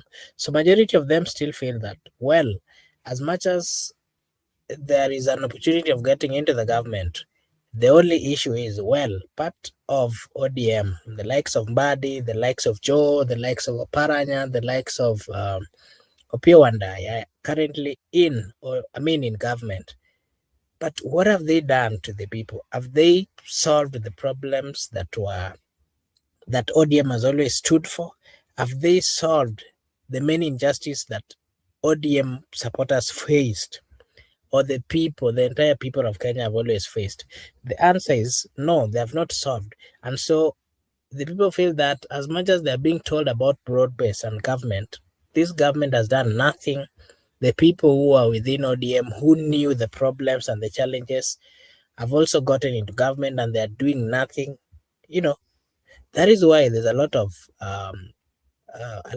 hostility to anybody who is trying to preach or to sing the song of ODM, and especially those who have already made the decision of joining the government. That is why you saw a lot of heckling. That is why you saw a lot of lukewarmness in the people.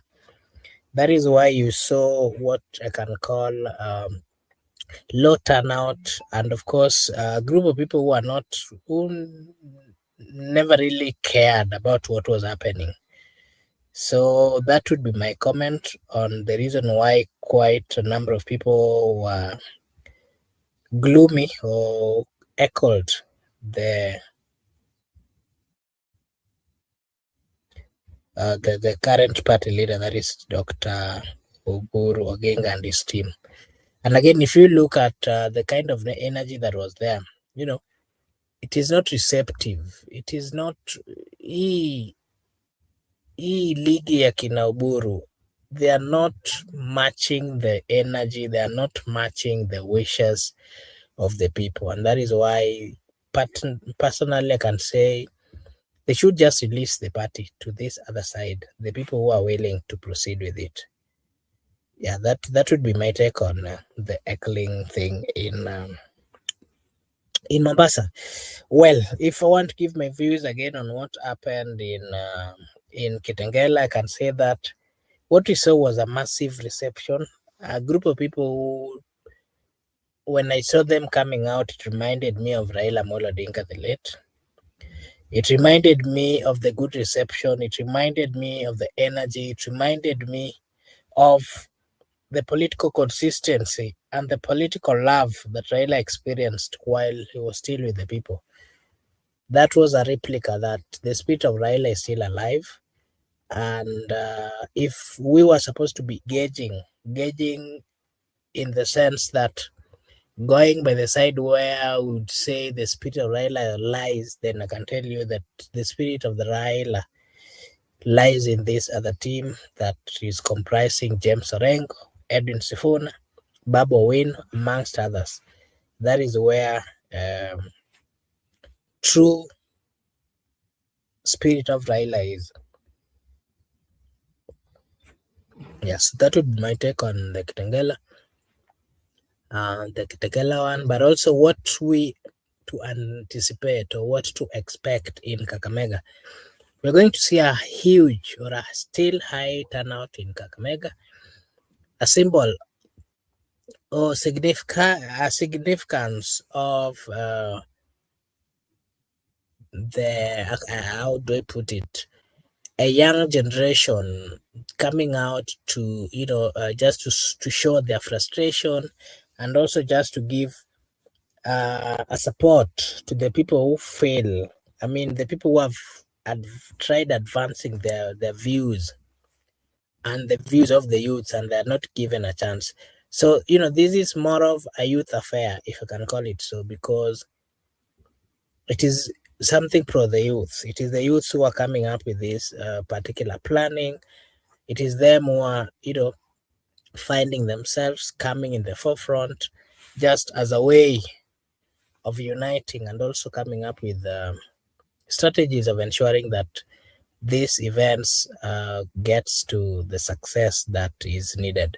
So I can say that it is going to be a huge rally, the one that is going to happen in Kakamega, and we will see quite a number of youths coming out, of course, to show their love for this team that is currently speaking about the people, this team that is currently standing by the people, this team that is, engaging the people.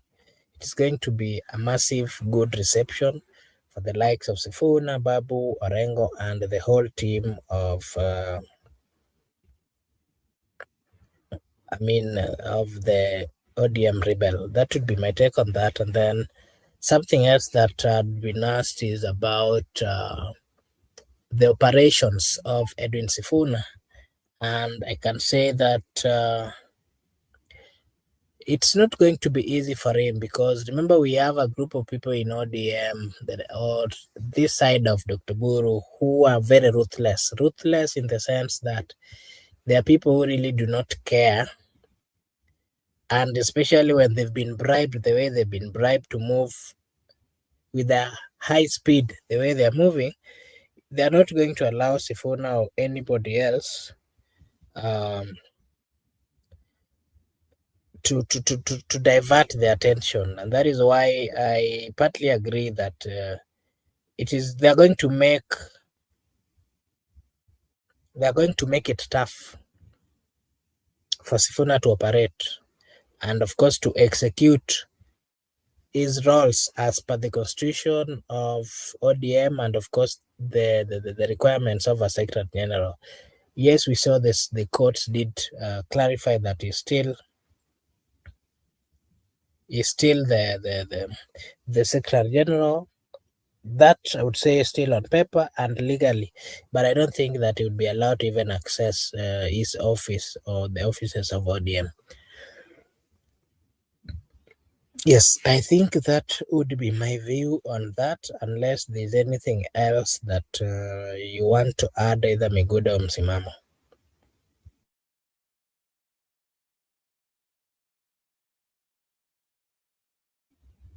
Msimamo?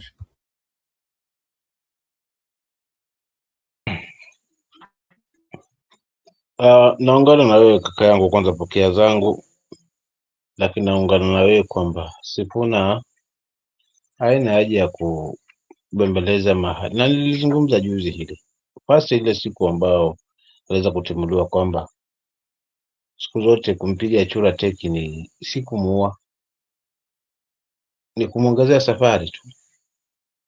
So huyu kashapigwa teki, kashaongezwa safari, safari iko sawa, atafutane na the like minded wenzake, warudi drawing board, wafikirie Kasongo watamtoaje hapa, kwa sababu kama ni watu yuko nao, asiwe na ile proud kwamba nakuta yeye sasa jamaa ashaanza kumlenga jenzi, yuko nao watu wanao, aanze kuwa na hapana, o atangaze chama chake ambacho ataweza kukinadi kama alivyofanya Gachagua kwa miezi michache DSP ikawa na mashiko, maana kuuza chama ni bidii ya mtu, but ana haki pia kuungana na vyama vingine ambavyo ataona kwamba vina mawazo sawa na yake, ili kusudi waungane, wajaze hii nguvu ambayo iko nayo, na nguvu ya Gachagua na nguvu ya Kalonzo na nguvu ya Matiang'i. Hao watu wote wakija sehemu moja na nia ni kumuondoa huyu tu, ndio kauli. Mambo mengine baadaye, bwana huyu nadhani atasalti amri, lakini vile vile pia itasaidia ile siku pengine tutashuhudia kwamba kabla hata pengine huo uchaguzi yamefanywa yasiyofaa, yanayokinzana kila siku na katiba. Basi tukiamua kwamba tunamwimpeach, basi itakuwa ni nguvu ya kwamba ni moja ile, tukizuka tunazuka pamoja kwa ajili ya hilo. So nadhani hii nguvu kuimarika pamoja itakuwa jambo la mbolea zaidi kimtazamo wangu, kwamba Sifuna na wale wengine waungana na hao ambao wanasema ni one term. Let it be. Huku mahali kushatoka, wacha kusharibika, wacha kuharibike kwenyewe sasa hivi. Wacha wajionee sasa umuhimu wa Sifuna. Asianze kuwabembeleza, ataonekana kwamba ni mdhaifu, ni mpungufu, kwa sababu kivyovyote vile hata iweje hataweza kuregeshwa hapo, na kivyovyote vile hata hivyo yuko na ODM hewa, wenzake ndio wako na ODM japo haina watu, lakini sasa ndio origin. So waache na broad based government yao, uone mipango ambao wataifanya dhidi yake, but yeye ahame kabisa, achana na hiki chama kabisa mazima, ili kama ni kufa kife, kama ni kunyanyuka kinyanyuke, kama ni kubaki cha eneo moja kibaki cha eneo moja, alafu tuone kama kitakuwa na makali tena ya kuweza kunadiwa mbele ya halaiki kwamba ni chama kikubwa kutoka River Limpopo mpaka South Sahara. Tunataka kuona sasa kule kwendo wako, kwa sababu ilikuwa chama kikubwa under whose leadership. Now we want to see hii chama kubwa under leadership of Oburu, of which mzee wa watu anahangaishwa huku na huku. Natamani angekuwa baba yangu ambaye bwana pumzika hapa, kama nikufa njaa hapa, tuache tufe njaa mzee hapa. Nitakwenda kulimia vibarua, nitakwenda kukoroga vibarua vya mkorogo, lakini utakula mzee, but uendi popote, kwa sababu sasa hivi namuonea imani anahangaishwa pasipokuwa na haja, kwa sababu ya wachache ambao wanakuta kwamba wao ni bora zaidi. So ODM Sifuna achana na ODM yao, aseme kwamba sina haja tena haswa kukaa memba, si lazima kukaa memba hapo. So atafutane na chama kile ambacho ataunga nacho mkono, ama atengeneze chama ambacho kitaweza kuwa anaweza kukiuza, lakini vile vile haswa lengo liwe moja tu, kwamba ikifikia swala la sasa nani haswa ataweza kupeperusha bendera ya kumuoa Kasongo aungane na wenzake. Kama kuna sitamwangukia yeye, wananchi wataamua. Kama sitamwangukia Matiang'i, wananchi ndio wataamua. Kama ni Uhuru ni Gachagua, wananchi ndio wataamua. But for the time being, achana na hiki chama mazima. That's my simple advice to Sifuna. Pili, hii crowd sasa moni ya Gen Z aipeleke on another level. Yani bwana Kasongo awe akimtazama Sifuna nakuta hii ni moto over baba. Sasa wawe na mbinu, wawe wanafika, wawe wana kila aina ya kuweza kukopana na mitego ya hawa jamaa, lakini mwisho wa siku hakikisha kwamba crowd bado ana maintain nayo na inazidi kuikuza zaidi, ili avivae kirasmi hivi haswa viatu vya baba. Ndivyo hii ODM ingine sasa ione kwa nini baba alikuwa anang'ang'ana sana kuona Sifuna. Asante.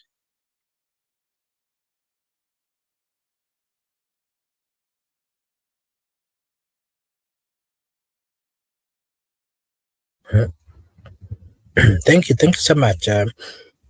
Miguda, I have a question for you on the issue of Sifuna. You know, since that debate, I mean the rally that was there in in Kitengela. People have spoken, and there are a lot of people, political analysts amongst others. Everybody has given their view. And majority of them are saying that it could be that the spirit of Raila, the political spirit of Raila, has landed on him, Sifuna Edwin, the senator of Nairobi. What is your take? Do you think he can take over the role that Raila played with time as he gets to learn the few tactics that are needed within for him to operate within that space? Meguda. These are two different personalities. Raila was Raila. We will never have any. And there hasn't been anyone since the creation of the world. Sifuna is Edwin. There will be no any other Edwin. And all, just the Sisindi of Sifuna narrative. But the personality is himself. Let him just have his own path, create and proceed with the politics. He cannot use Raila's path to succeed. That was Raila. It was the architecture of his own path. So let Sifuna also be an architecture of his own path. They are two personalities. I don't want to equalize either, that Sifuna can take from Baba or the spirit of Baba landed into Sifuna. That, right now, there are some pressing issues. But even if it landed to Sifuna, Raila already was working with William Ruto before he demise. And there were people on the street. Sifuna's just hijacked the people on the street because, like I've told you, when you are not here, we had a movement by the Gen Z, which was leaderless. They were lacking that leader who can actually lead them to certain issues. But now they have been stranded on the street. All of a sudden, someone has just come that is also opposing the regime with the similar thoughts of the Gen Z. Someone has just come that is ready to quit his SG position for the sake of standing with the people, that he has not been compromised and is unapologetic. You know, at first, Gachagua was apologetic before he was impeached. He apologized. He tried to remain in the government. Then suddenly he found himself outside. He is now projecting to be an opposition. But Sifuna has been kicked out unapologetically. He has not apologized to anybody. He has not pleaded with anybody. He has gone out. So that sympathy card, people have embraced him into that movement. So it's part and parcel of the movement. Iki Raila is out of context here. These are different generation. They're different leaders. Sifuna is a bit, I think, 40 plus, but Raila was 80s. So they're quite different people. I think this is a new movement. We don't need to have a Raila all the time. There must be somebody called Sifuna. There must be somebody called Onyonka. There must be somebody called so on and so forth. We can't have one personality, then all of a sudden you say the spirit of somebody has landed on somebody. So we continue having one spirit at the time. So Jaramogi landed in Raila. So even you can have your own path. Marco Bura, you have just decided to do your things and you proceed. You don't need to have that spirit for you to proceed, because people are born equal and free. At the same time, people are unique in their own way. That's the architecture of God. So I believe that let him just proceed with his work and all will be well. All will be well.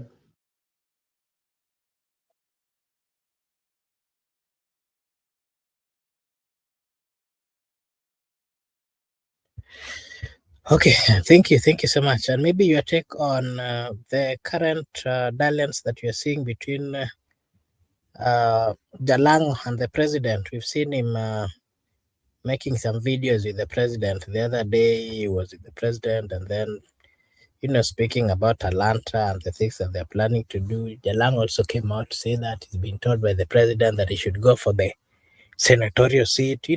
What are your take about Jalango and his quest for the senatorial position? Does he have, what it takes? Can he be compared, or can he battle it out with Edwin Sifuna, in your own take?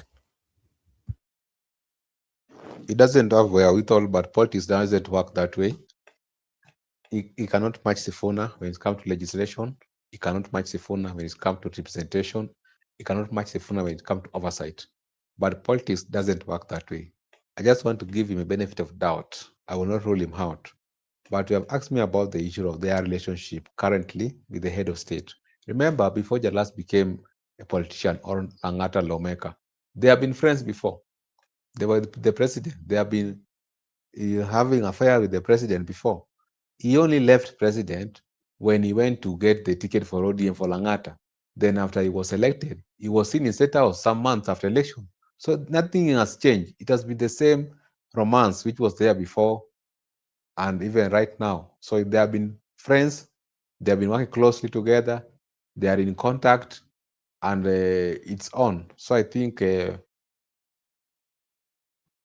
what I want to say is that I have no problem with their relationship because they have been friends before, and I cannot select for the last friends.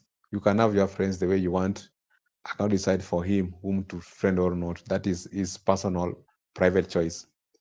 What I've realized is that the president actually has promised people many positions. You have talked of Jalas alone, but remember, the same president has promised like 9 people Nairobi governor in the UDA ticket with possible running mates from ODM. He has promised many people many things. So if he can promise Jalas, then that is up to him. They know what they're doing. But back in his mind, he must bear that many people have been promised many things with this president. The way he has promised many people deputy president position, including Wanga. Now Wanga thinks that he's going to use Oburu to get to go to Ruto to be deputy president. Sifuna has gone with the people. Babu has gone with the people. He is there with the Oburu alone. He has promised even Mudavadi. He's even talking with Kalonzo right now that if you come to my camp, I'll give the deputy president position. So he's promising people many things. So that is part of politics, part of conning, part of being cunning, and so on and so forth.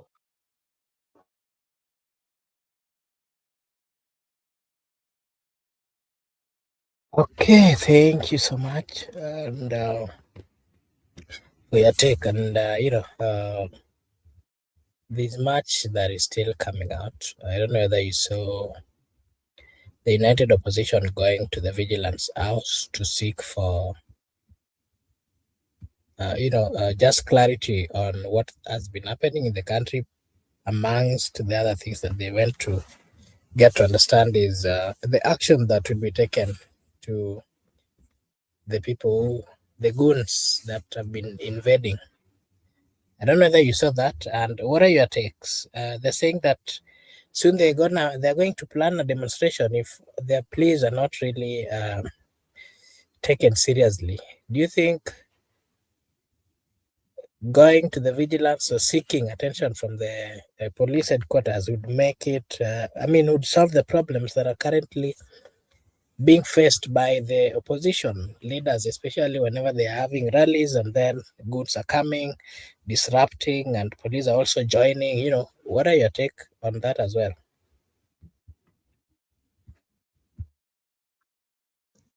Personally, I support Mandamano.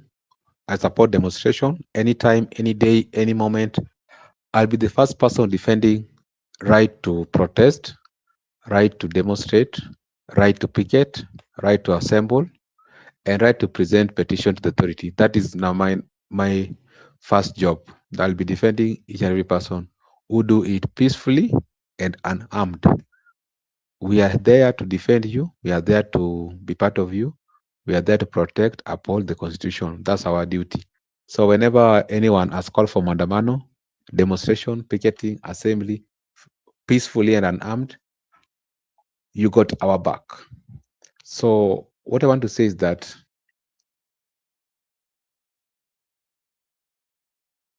When they stormed Vigilante today and wanted to seek an audience with the IG, Douglas Kanja, they found out that actually he fled away, and they met the spokesperson. So they could not discuss matters operation with the spokesperson. There was issue between police operation and policies, that there is an interference from the CS internal security matters of operation, that is actually the person commanding the police officers and giving them instructions on how to operate. He wanted to get clarification from the IG himself, but the spokesperson was there, so they could not discuss matters operation with the spokesperson. They had to leave to get appointment on Friday, and I believe that from next week they demonstrate. So let them just demonstrate, because through demonstration, that's the only language that the regime usually listens to. Demonstration is the only language that they can listen to. So from the president, demonstration has done us wonders. Through demonstration, today we are celebrating our 2010 constitution, very progressive constitution. Through demonstration, we are a multi-party democracy state. Through demonstration, today we are a self-determined state. Through demonstration, we have accommodated ourselves as diverse Kenyans. Demonstration good anytime, any day, any moment. We support demonstration. We fully support demonstration, picketing, assembly, unarmed, peacefully, without infringing others people's right, without interfering in the people's life and people's property. We are there.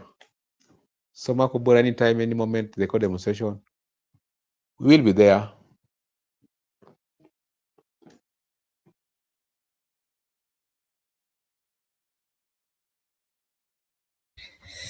Okay, thank you so much. And Ndindi Nyoro on the other side is saying that he's telling the government to stop the sale of Safaricom, or he will share the phone number of the buyers to the public. That is, the buyers are the Vodacom, so that the people of Kenya can have an interaction with them. The reason why he's saying this is because the government has not disclosed, and has not explained the many questions that are being asked by the people. And the question I'm asking you is, where can this end? Good.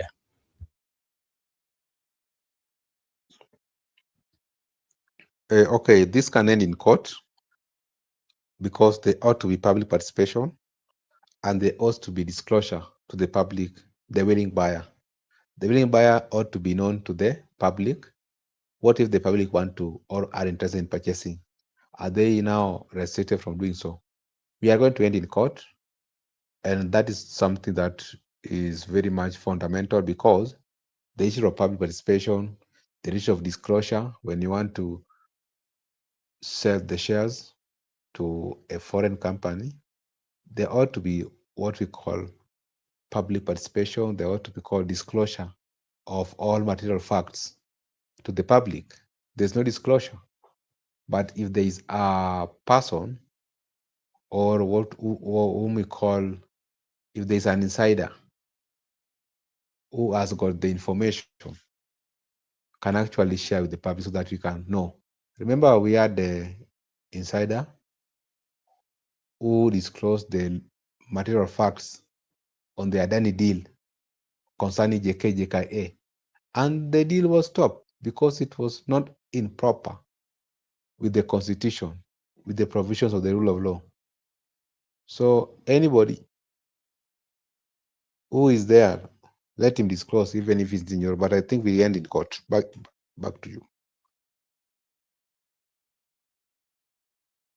Before we leave the issue of Ndindi Nyoro, he's also saying that it's part of the question that he was asked, and he did say that he's not supposed to be associated with the UDA, and that if there are people who have accepted that they are part of opposition, then it's part of that opposition. Maybe your view, with the combination of Ndindi Nyoro and the likes of Sifuna, Babu Owino, and the entire opposition, what are the political strength that they can have?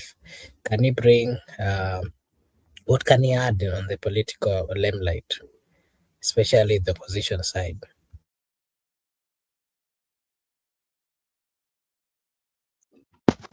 Didi Nyoro is an asset.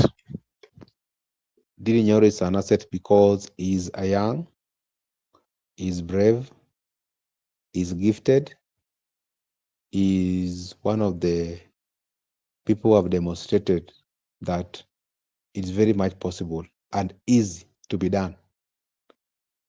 Bring him on board because he has confessed that he's part of the opposition, if there's something in existence called opposition.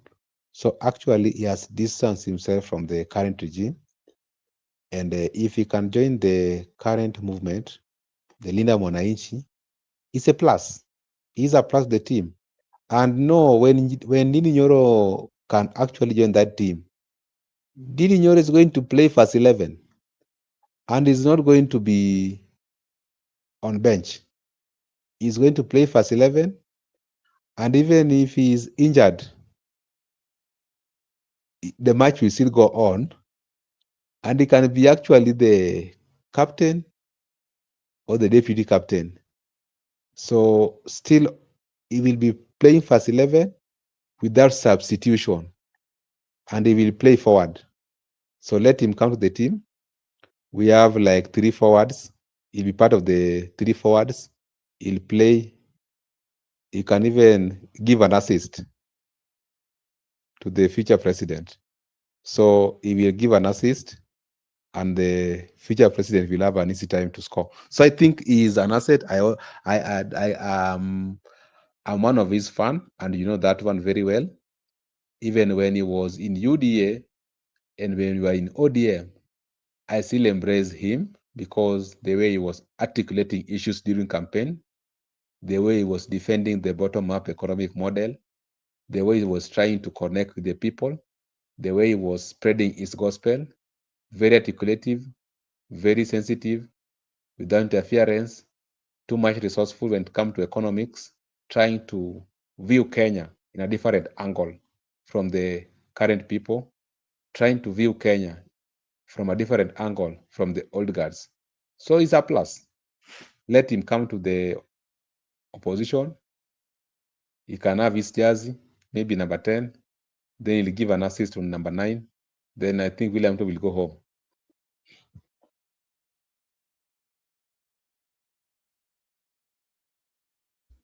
Okay, thank you so much. And maybe if you can also give us your view on the Russian guy who has been who did things which are not really right for the people of Kenya, and he's been trending here and there.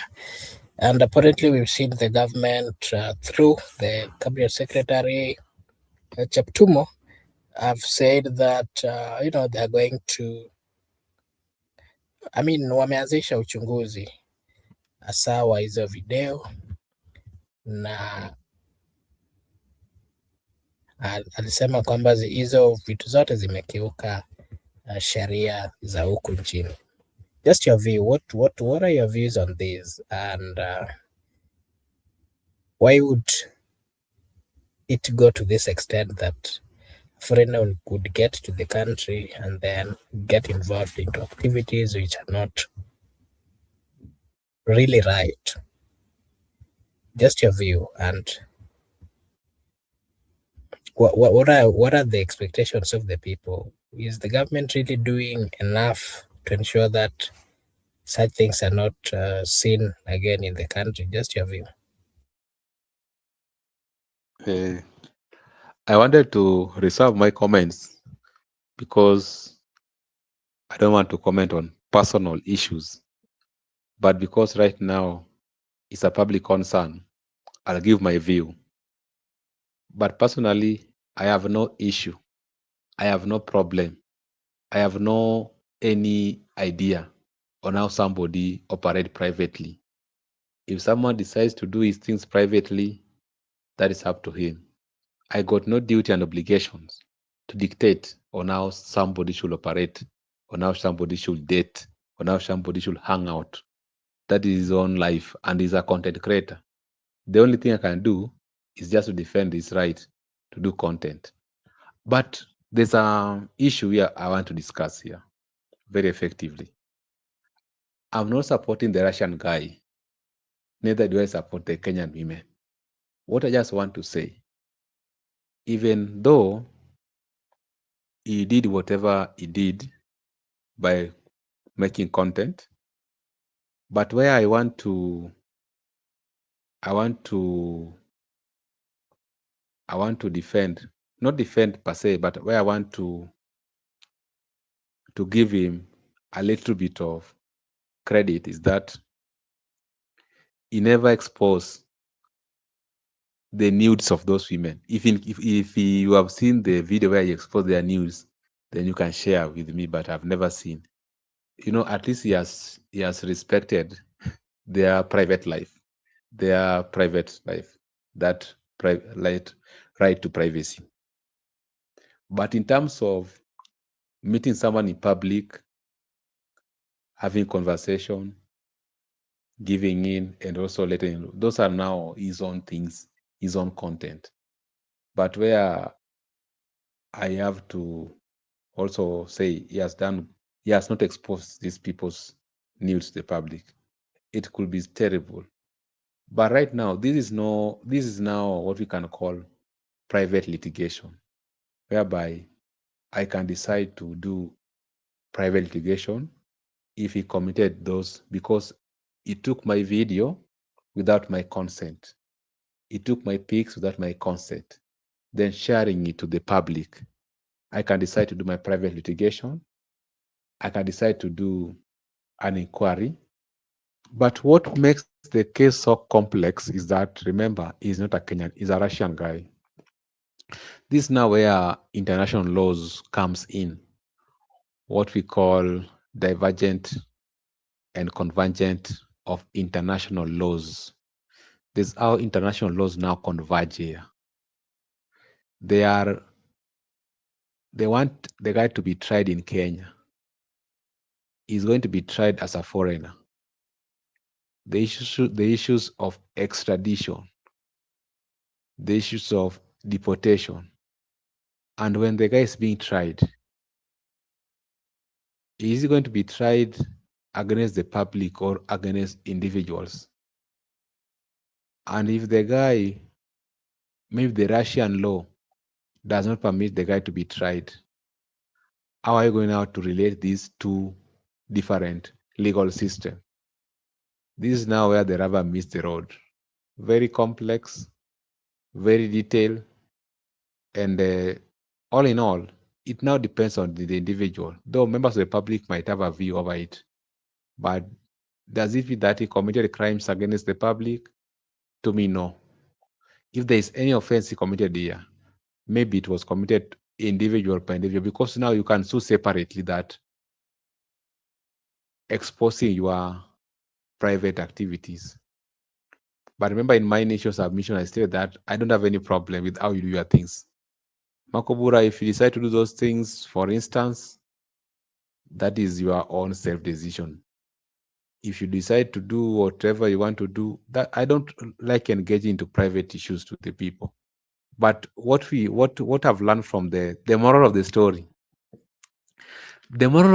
I've learned is that always do rightful things, always do good, even if there's no one watching you, just do the good things. But you understand, most of the people are victims of the circumstances. I don't want to castigate anybody. I don't want to look down upon anybody. People have past, people have mistakes, and he who has not commit any crime should be the first to cast a stone. The Christ of Nazarene, who is the person who should condemn, did not condemn the immoral woman. He simply told the woman that, go and sin no more. That's why I said the moral of the story, always do good, right things, even if no one is watching you. Even if you are the president of the Republic of Kenya, do not steal the public offers, thinking that we are not watching you. One day we will catch up with you. Makubura, back to you.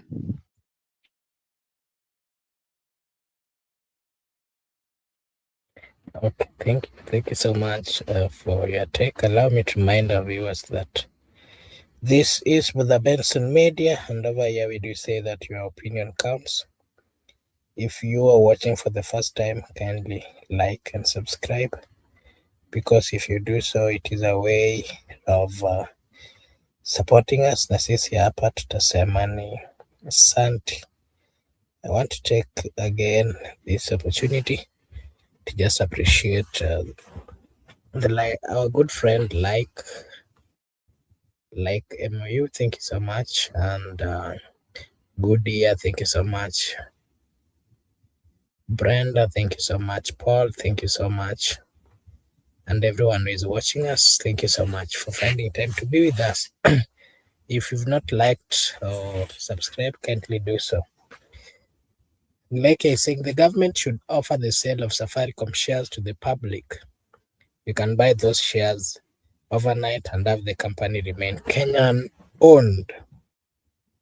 Okay, maybe we could give you a chance to just give your views on these remarks before we give your final remarks. Why did they tear gas the opposition? Miguda will give you a take on that. The Madam Me will be used effectively to sign documents as Deputy Secretary General as the court case drags on. ODM uses thuggery tactics in its operation. Okay. And then ODM or ODA are copying and pasting Raila in Oburu. Okay. Kwani UDA ni copy and paste. They started with 2 term from 1 term. Ati mimi ndio Ruto yao. Okay. Migude, just your take on these comments before you give us your final remarks. Oh, my final thoughts before I give you out my final thoughts. What I want to say, the issue of tear gas. Tear gas is, to me, tear gas is normal because we have been tear gas many times. We have been tear gas.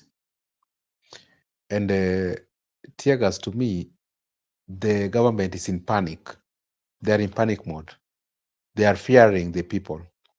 They think that if people are given an inch opportunity, they'll move to State House and overthrow them.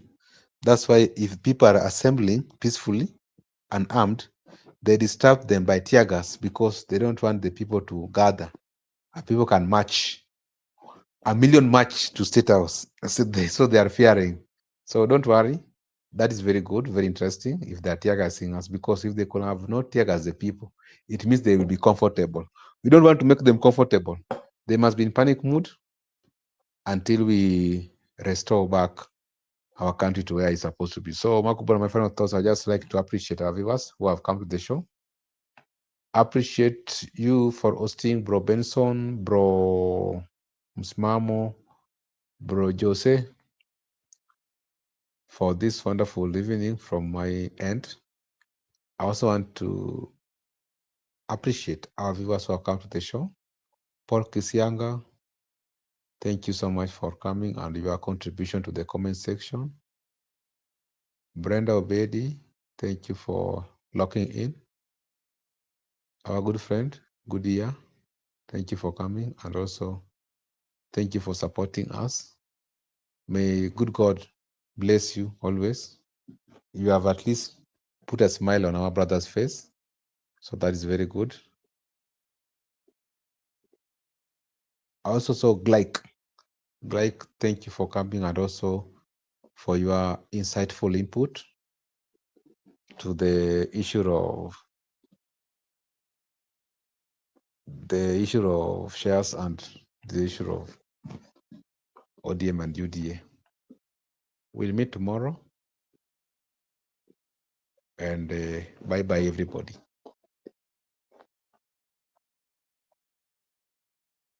Okay, thank you so much. Allow me to also take this opportunity to first thank you for being consistent and also not forgetting our viewers and everyone who is watching and has watched or liked, has even subscribed. We really appreciate. And I want to remind you that this is Brother Benson Media. Over here, we do say that your opinion counts. I want to take this opportunity to appreciate everyone who joined us. Thank you so much. We really appreciate your support. Thank you so much, like. Thank you so much, Good Day. We really appreciate your your support. We don't take it for granted. Thank you so much. And wherever you are, I want to take this opportunity to wish you all then a blessed night, a blessed morning, a blessed afternoon, a blessed evening from wherever you're watching us from. Thank you so much, and may God bless you. See you again tomorrow.